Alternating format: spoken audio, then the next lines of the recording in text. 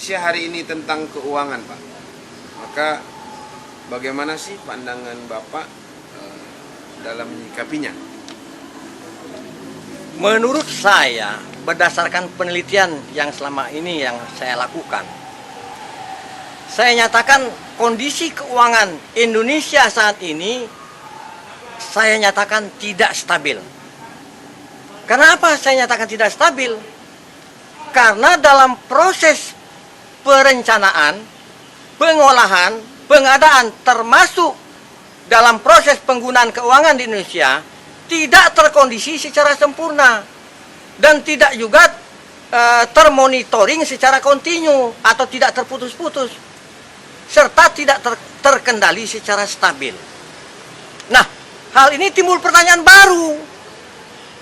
Apakah ketidakstabilan keuangan Indonesia ini disebabkan kesalahan daripada rezim yang berkuasa saat ini? Atau kesalahan rezim-rezim sebelumnya? Tidak bisa. Bukan kesalahan rezim yang berkuasa saat ini. Bukan juga kesalahan Joko Widodo. Bukan juga kesalahan rezim-rezim sebelumnya. Akan tetapi, karena saat revolusi keuangan pada tahun 1945 belum dinyatakan sempurna. Nah, ini timbul pertanyaan baru lagi. Lantas kenapa dinyatakan tidak sempurna pada saat revolusi tahun 1945? Karena pada waktu itu serba darurat. Orang ke kantor, ada musuh. Orang membuat perencanaan, ada musuh. Nah, coba saya bacakan teks proklamasi. Proklamasi kami bangsa Indonesia dengan ini menyatakan kemerdekaannya. Hal-hal yang mengenai pemindahan kekuasaan dan lain-lain dilaksanakan dalam tempo yang sesingkat-singkatnya. Jakarta, 17 Agustus 45, atas nama bangsa Indonesia, Soekarno-Hatta. Nah, kalau kita kaji dari hal sedikit saja, alinea yang kedua pokoknya ada alinea di situ yang menyatakan hal-hal mengenai pemindahan kekuasaan dan lain-lain diselenggarakan dengan cara dalam tempo yang sesingkat-singkatnya. Jadi tidak mengulur waktu, tidak menanti-nanti, akan tetapi begitu 17 Agustus merdeka harus dilaksanakan sesingkat-singkatnya. Nah, tentu saja dalam segala prosesnya itu serba terburu-buru. Kenapa? Karena yang direvolusi itu bukan keuangan saja. Yang pertama, Nusantaranya. Nusantaranya itu apa? Tanah, air, dan udara. Yang kedua, bangsanya, suku bangsa dan orang-orangnya. Yang ketiga, pemerintahannya. Nah, pemerintahannya ini, begitu merdeka, dibentuklah ini, dibentuklah itu, menterinya, keuangannya, dan lain-lain. Dan itu tidak bisa dilakukan secara bentuk tulisan, harus dalam bentuk tulisan. Jadi tidak bisa dilakukan dalam bentuk tulisan saja, akan tetapi dalam bentuk tulisan. Kenapa? Karena tulisan itu merupakan kepastian hukum. Karena kekuatan hukum tetap itu harus didukung oleh kepastian hukum. Kepastian hukum itu dalam bentuk tulisan. Nah, jadi kondisi negara pada waktu itu, ya otomatis dong. Kalau kita bayangkan, tidak bisa sempurna. Tidak bisa sempurna, saya nyatakan. Kenapa? Ya karena serba darurat itu. Saya berbicara tentang keuangan, maka tidak cukup dengan hanya 1 jam atau 1 hari.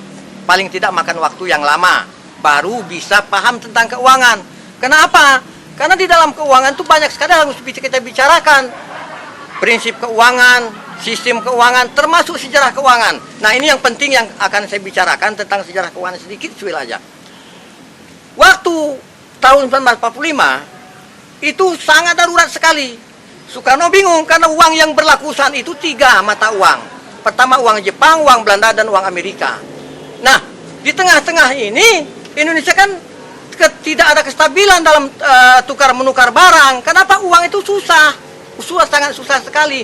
Nah, tepat pada tanggal 16 September tahun 1945, Soekarno-Hatta memberi mandat kepada Raden Mas Margono Jojo Hadikusumo untuk membentuk bank sentral atau bank pusat atau bank sirkulasi yang akhirnya terbentuklah namanya Bank Negara Indonesia.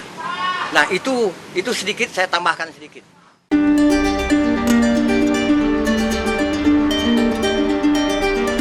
Mengapa Pak Bahrudin berstatement untuk revolusi keuangan baru pada zaman rezim Joko Widodo saat ini? Kenapa Pak Bahrudin berstatement ini bukan pada rezim sebelumnya? Nah, inilah yang perlu kita cermati.